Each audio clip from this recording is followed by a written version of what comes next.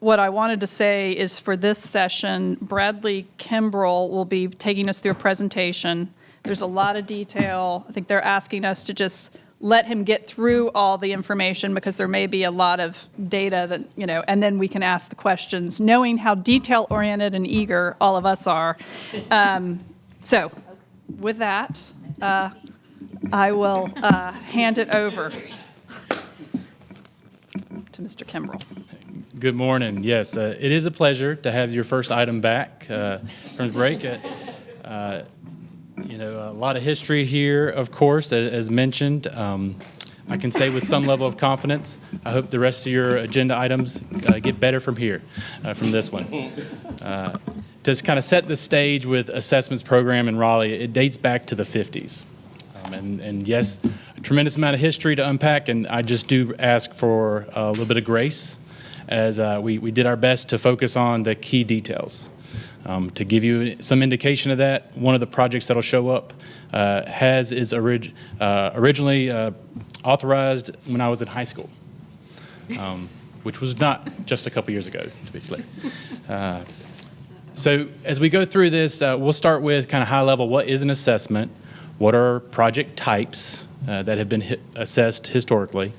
The options for pending projects. So, and you'll hear me say this a couple times, when we say pending, these are not new projects. These are not projects that are still early in design. These are really pending in the sense that they have not been adopted for assessments to be applied to those properties. And we'll cover this a couple times, but just really wanted to emphasize that pending doesn't mean new in that aspect. So, and then the last thing, if time permits, is a consideration for the future of these programs. So, what is an assessment? Assessment is a mechanism for cost recovery. Recovery for construction of street infrastructure, to be more specific. These are applied to the property, not the property owner, and they show up as a lien. The value of the assessments are based around a linear foot of the frontage along the scope of the project, and they are calculated with rates that were last updated over 20 years ago. And you'll see this on the next slide, but ultimately these get applied to the properties through adoption of an assessment roll. And that is the last step before while it's pending. So here's our lovely timeline. Thank you to Comms for the help on this slide. But as you might noticed, a lot of the similarities to a normal project, authorization, design, construction. What makes an assessment project unique is at the very beginning, council would authorize that these would be eligible for assessments, collection of the assessments. And then around preliminary design, staff would generate an estimate of costs for each property. And those properties then would be notified that based off of your frontage, based off of the rates, this is what you'd be looking as your assessment on your property. At that point, we would consider this that pending state, and then therefore property owners may start to send in payments to the city, advanced payments. And there's more information that we'll talk about in a later slide on that. Obviously, construction. But then after construction and adoption, then at that point, staff would bring back to council through public hearing the final calculations of assessments for you to review and ultimately decide to confirm the resolution, which again is that term assessment roll. Okay, so here is an example of a capital improvement project that was done through an assessment means. Picture on the left shows before conditions, unimproved, and then after, where median was put in, bike lane, sidewalk, and again, recoup the cost through assessments of properties. So just an example. So to be fair, there are a number of assessable project types. The rest of this presentation is really focused on these three here. And so I'll dive a little deeper on those three.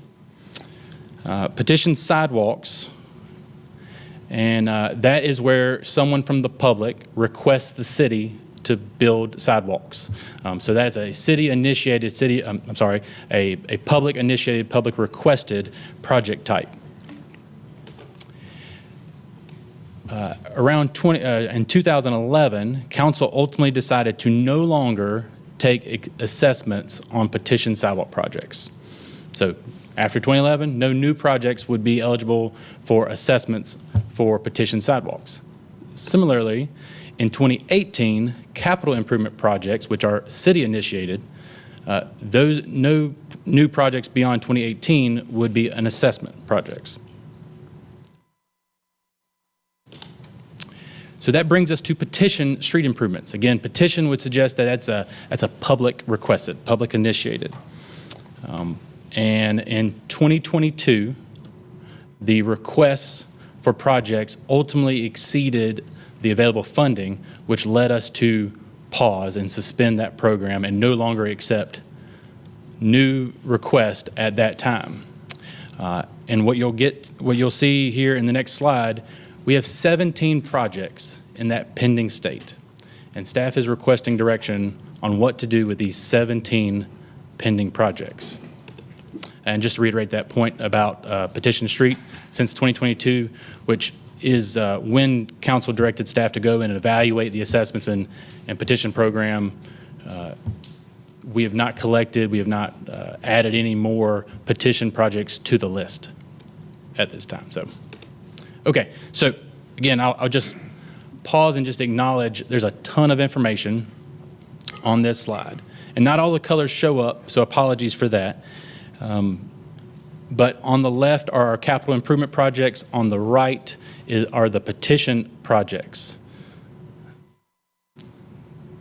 One thing I will just note quickly, so in the backup memo, there's even more information about each one of these projects. There's a series of tables there. There is an error, and I want to just acknowledge that. In the memo, Granville Drive and Carolina Avenue, which are in the bottom right, they are shown as not funded in the memo. However, funds were directed to that through capital reserves, and so those projects are currently in design and funded for construction. But just as a quick note there. So as we dive a little bit into the information that's relevant for today, I'll bring your attention to the date directed. Again, that's the date that council ultimately authorized these projects to be an assessment project. 1999. Yes, 99 is up there. Which calls back to an earlier comment I may have made. And then the other detail that I would really like to bring our attention to, so this is the cost recovery. It's about 2%. Assessments are currently estimated to be around 2% recovery of the actual construction dollars for these projects. And one of the things, before I go to the next slide, that offers the options for you to consider, advance payments. I mentioned that prior. Once a property owner knows that an assessment applies to their property, they can begin to prepay the city. So that advance payments we have received for some of these projects now for 10 plus years. So, as promised, staff has 3 options for you to consider. Option 1 is as plain as it may be, to continue down the path that we are currently, and that is to bring forward assessments on the 12 completed projects that you saw on the previous slide, and schedule public hearings to then vote on whether or not an assessment roll will be adopted or not. Option 2 takes into consideration that capital improvement projects are city initiated, and therefore eliminating the assessments on those 8 CIP projects while continuing to assess on the 9 petition projects. What that would entail, there would be you would rescind the resolutions on the 8 CIP. There would be an authorization for staff to begin the refund process for those advance payments, which right now are estimated around $180,000 across the 17 projects. I'm sorry, the 8 CIP projects for this one. And then schedule the public hearings for the assessment rolls on the 4 completed petition projects. Option 3, which is actually staff's recommendation, would be to eliminate assessments on all 17 of these projects. That would entail rescinding all 17 resolutions and authorize staff to refund the approximate $200,000 that have been collected in advance payments. So again, just to reiterate, staff's recommendation would be to eliminate all 17 projects, pending projects, and authorize the refund of the advance payments. I'll pause here. Now we can ask questions? Yes, please. I'm just kidding. I'll start with Counselor Branch. Thank you. Couple questions. The first one is, of the projects, of the capital projects that were done before, I think, 2018, that we actually received payment for, I guess this is more towards the attorneys. If we were to rescind anything that predated that, and we know we had projects that we did receive payment on in that time frame, would there be any conflicts or anyone saying, hey, you're not charging them, but you charged us? I'm sure you would have some people say that, but I guess the question really relates to the legality of that. Right. And that is that to do the assessment that's within the purview of the council. Okay. Can we go back to the chart of the projects? I just don't see how many were pre-2018. All but one. Okay. Well, I'm just looking at capital. Yeah, on capital projects, all but one were pre-2018. Do we have a list of how many projects we've received payment for? As far as the prepayments? Prior to, yeah. Well, not prepayments, but projects that we actually collected funds for that are not on this list. So anything not on this list would have come after 2018, therefore they were not assessment projects, or predated the decision and were completed out. So assessment rolls were adopted and applied to those property owners predates. And the answer to your question is, no, I don't have those with me. Okay. The program dates back a number of decades, unfortunately. Got you. All right, thank you. Yes, sir. Counselor Harrison. Yeah, and I'm probably just getting confused easily, but so all these projects have been completed? That's what I see in the status? So the projects that show up in black text, those have completed construction. The city has accepted the completion of work, if you will, and would be ready to be in front of you for assessment roll. But the work has been done? The work has been done for everything in black text. That's correct. Okay. And then for anything there's already been payments made, if we were to make refunds, would they go back to who those property owners were if there's been changes? Correct. So it would go to the property. So the current property owner would receive the reimbursement. Even if someone else paid it? Correct. So the way staff understands the cost, if you will, is applied to the property, and so therefore the value of the property, which through selling and the exchange of property would take into account the value, if you will, of the property. Okay. So, and again, I'm not sure I understand. Why do we want to send these refunds back? It's a staff recommendation for you to consider. But why? Because technically these projects were fully funded through the capital improvement program, and the assessment was based around the charge of the property, of the value increase on the property. But if we were to rescind the resolution, then therefore the assessment wouldn't be applied as a formal lien.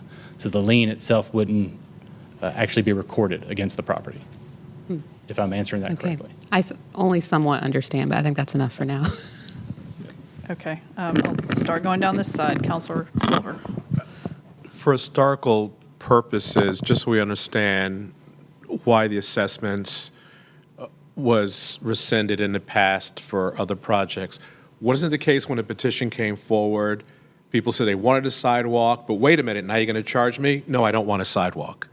And that seemed to, back in 2011, and I guess subsequently in a following year, there was some people petitioned, but others said, look, I don't want to pay for it. That's the city's obligation.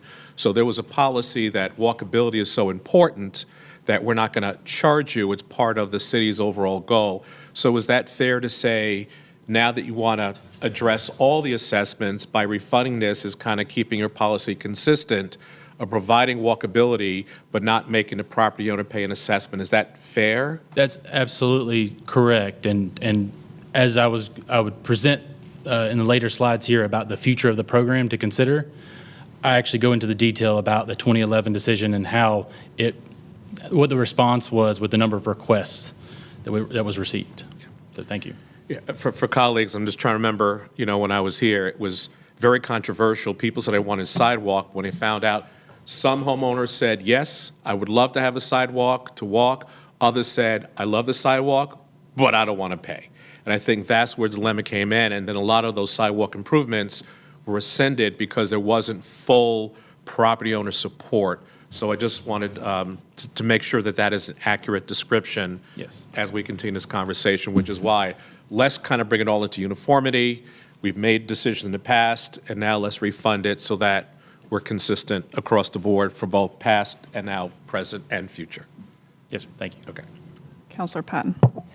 Yeah, I guess I think when I think about the policy orientation, I understand how people could have, from a policy decision, people of the past could have said, if you're going to petition your government to get this improvement, either sidewalk or street improvement, that's really benefiting you a little bit above and beyond the rest of the populace. I understand why they might say, you have to put a little skin in the game. I also think we've moved in the right direction to eliminate the petitioning programs so that we can take a more equitable lens across the city, because I think we were presented with data last term that people who are petitioning for these things that generally have more connectivity, more privilege, and on and on. So I think the policy direction we've moved in is a good one, right? I think especially if something's a capital improvement, that's something we've decided as the city.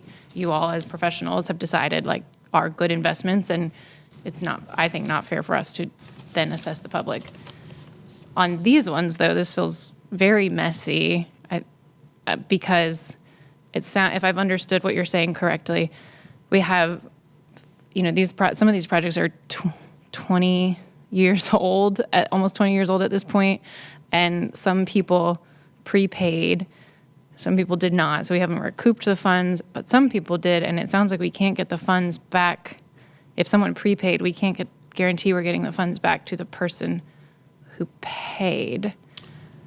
We can only get the funds back to the current property owner. Correct. Technically, the value paid went against the value of the property, so therefore it would be refunded back to the property itself. So. Yeah, but some people didn't wait for the lien to they didn't wait for their property to change hands. Some people wrote a check to the city so they could be cleared of their obligation. Correct. Is that right? Yeah. So I'm struggling with the idea that we would refund someone who's not the person who originally paid. I also think on these petition ones in particular, it seems to me that if the people were notified and expecting that they would have this assessment at the time, in 2013, if they said, yeah, sure, I still want this street improvement, I'm willing to accept the assessment, then we should kind of remain consistent with what we told them, but at the same time, 10 years on from that, calling them back down to City Hall for a public hearing seems ridiculous. So this is not illuminating at all. Fair point. And I would just reiterate, to collect assessments and apply assessments and communicate to the public is an incredibly time-consuming and administratively high-cost service. And what we've seen through our evaluation, which would show up in a later slide, 2% cost recovery is not as much as we would prefer to have on a recoverable goal. However, to increase rates simply then passes the burden down to the property owners themselves. Councilor Lambert Melton. Two things. The presentation's it's not board docs. I don't know what it's called anymore. It's not on there. It's not on the internet. Okay. So it may be helpful if that could get uploaded for us to follow along, but also at home.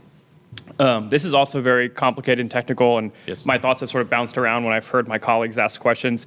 But to be overly simplistic, it sounds like we are charging residents for something, and staff is recommending that we refund those charges. And so on a very base level, anytime our staff is telling us, hey, we should refund the public for something we've charged them for, I think we probably should just go ahead and do that. And so I would be fine with accepting the staff recommendation with the understanding this is also, I know it's money, but as far as the city budget goes, it is a very small amount of money. And it sounds like also this assessment is a very small amount of these project budgets. So I'm fine accepting the staff recommendation. Other questions or deliberations? Yep, Councilor Harrison. Yeah, so just looking at this again, and I agree, it wouldn't be helpful to have the presentation. So maybe what I'm seeing here then better now after all this conversation is that there's just a lot of process that's going to be required to continue this effort. It's not worth the money to go through all these public hearings, and we should just be done with it.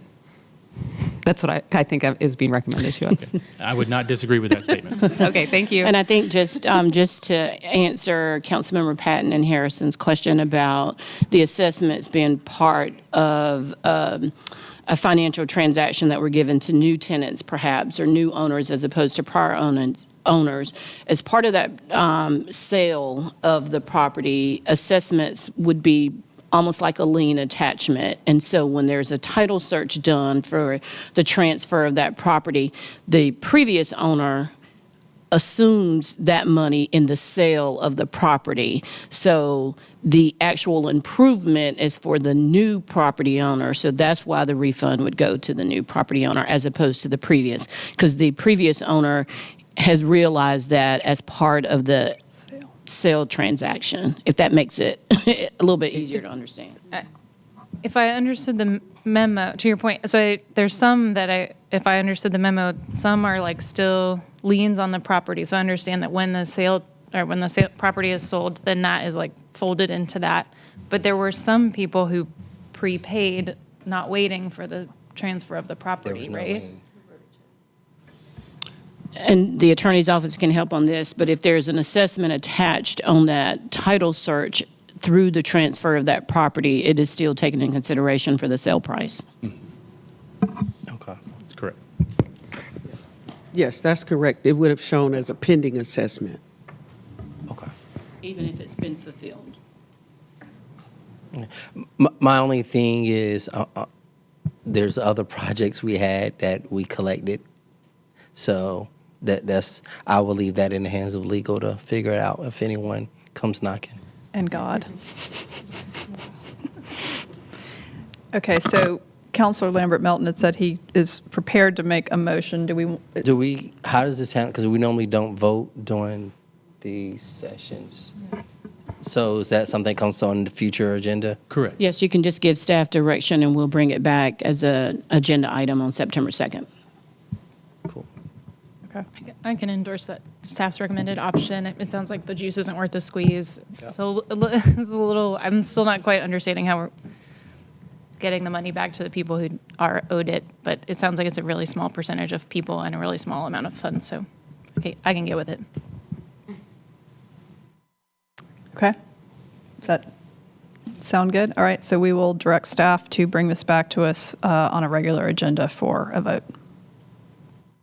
Thank you. Appreciate the work. So, as promised, I have a slide or three about the program future. The beauty part is a lot of the discussion. Thank you. A lot of the discussion actually plays into the content of these slides. So thank you for that. So to kind of reset where we are, those are those three project types. These were prior actions around this. So really, it's a matter of then focusing on petition street improvements and where the future of that program lies. So again, upon the ask of council in 2022, staff evaluated these programs, the act of collecting assessments for street improvement programs, but also petition programs themselves. And I'll just go quickly. Assessments, the majority of those funds are capital, and so they're constrained within the city's available budget. There is a certain level of uncertainty around where our projects are. And so when we communicate to the public, your project, the property is assessed and owes funding toward the delivery of that, there's a good bit of animosity, frustration. Some community neighbors wouldn't even agree that they want that sidewalk or they want their street to be improved because of, the end result of what that may mean to them. Also, as I previously discussed, just to facilitate the program has a considerable amount of administrative costs. Rates don't recover sufficient costs, and then to increase those rates would then pass the burden on to those property owners. As far as petitions themselves, so the request, so the act of the public to request, statements previously said here today, historically those are unfairly or not fairly distributed, primarily because folks who would like that improvement and then when ultimately asked to contribute to that either can't afford to or choose not to, and so it does create some disparity as far as the fairness of how those projects are distributed across the city. And then, as discussed, the different perceptions that different neighbors have around when, if they want the project or they don't want the project and what they may mean to them. You stole a little bit of my thunder, but I'm grateful for it. So the petition sidewalk programs, in 2011, the city decided to no longer collect assessments on sidewalk petitions. As you can see in this table, the number of requests skyrocketed. So left to right there, you see FY 13, 14, until we get to FY 18 and 19 when there's over 20 requests per year coming in. As stated, when folks aren't asked to contribute any money toward a project, they are more likely to support it. And so the requests for these projects far exceeded the available funds for those projects. Ultimately, we had to suspend the sidewalk petition program in 2020, and a strategic initiative team brought back a presentation that led to the elimination of sidewalk petitions in 2023. And you'll see here in a couple months, later this fall, the active mobility plan, which grew from that effort, where the city has ranked criteria on how prioritization for sidewalks and other infrastructure would occur. So, again, zoom in, focus our attention back to the street improvement petitions. If there's no assessments, we would absolutely expect to request for those improvements to increase beyond our current funding allocation. And ultimately, from a policy barrier standpoint, these similar challenges that we saw with the petition sidewalk program. So for your consideration, staff has also provided a recommendation to no longer assess for any future street improvement projects going forward. As I mentioned, since 2022, we have not added any more to the list, as well as to eliminate the petition process for project selection of street improvements.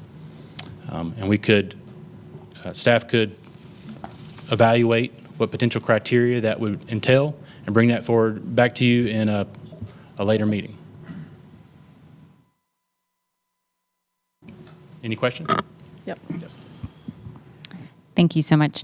I'd like to focus first on the sidewalk petition program that was eliminated, and I guess it would also do the next one the next one as well. But have we increased our budget allocation at all for how much we are, since we're not going to be doing assessments on anything? If we still keep the same dollar total, then we're still not completing more projects per fiscal year. And I know that when we did the participatory budgeting trial, when we asked the community, every single district asked for more sidewalks. And so when I think of that, and I think that the demand is there for more sidewalks, but we're capping, we're not doing any more assessments, we're not getting any more money into it. If we don't increase that budget allocation, then we can't get any more projects done than we're currently doing that in that 20. Have you guys discussed increasing or asking for that increase in funding? Absolutely. Thank you for that question. In subsequent months, we will be back in front of you with the active mobility plan update, the proposal, recommendations, and that would entail having some of that information for you. Great. Thank you so much. And also, you will recall, Councilmember Jones, several of the past few years with capital reserves at the end of the fiscal year as we close it out. Council has elected to spend some of that money on additional sidewalks outside of the regular budget process. Right. No, yeah, and I appreciate that, but unless it's baked in, then that still just limits us to a year to year, instead of it being seen as a widely, around the city, we're going to constantly need more money there. So Thank you so much. Councilor Silver. I want to both echo what Councilmember Jones said and the city manager.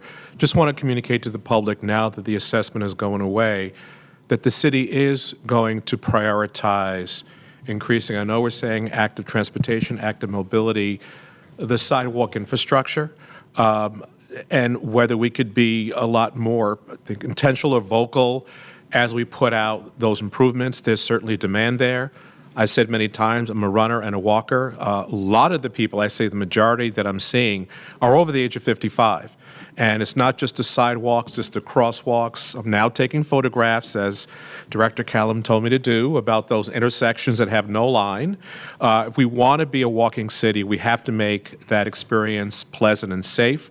I like the improvements we've been committed to doing, but just want to make sure as we cease this program that we communicate to the public that walkability in this city is a priority, and that as we transition, we can be crystal clear about the improvements we're going to see. So I'm gratified to hear there's a commitment to the budget, to maintaining the expectation that we're going to increase our walkability, sidewalks, and crosswalks throughout the city is something that I strongly support.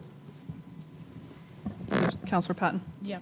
I think echoing and building off similar sentiments, I agree. No assessments, no petitions. We need to use taxpayer dollars equitably across the city in places where you all as professionals have identified are the best places to use them.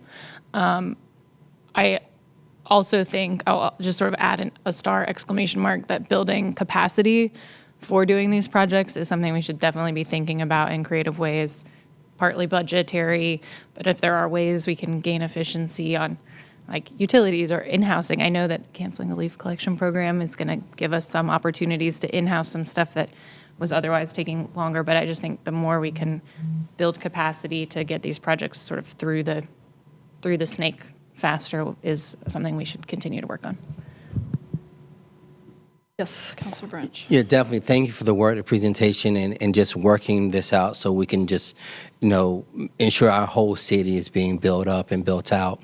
At the same time, I'm aware of some times when you all reach out, the community pushes back, and some of them may say, no, we may not want this sidewalk or whatever. And a lot of times you all as staff do a great job and not always sharing and letting us know. Can you let us know? So where we can be helpful in sharing the information, but also having that documentation. So when someone else comes back 2 or 3 years later and says, hey, what about this street? You didn't do this street. We can say, we reached out, we worked, but we received a lot of feedback on not wanting a sidewalk added here and things of that nature, because I'm aware of an area where you all did go out, and from what I even heard from the community was they didn't want a sidewalk. So I think having and sharing that information is helpful as we move forward in the future. And why some people may feel, oh, they're leapfrogging. No, we're not leapfrogging. We reached out. We wanted to do it as a city, but the community on that particular area said no. Absolutely. Thank you for that feedback. Any other comments or questions? All right. That concludes the presentation. Absolutely. Thank you all for your time. Thank you. And there's nothing further in the work session? That's it. All right, so we will conclude the work session.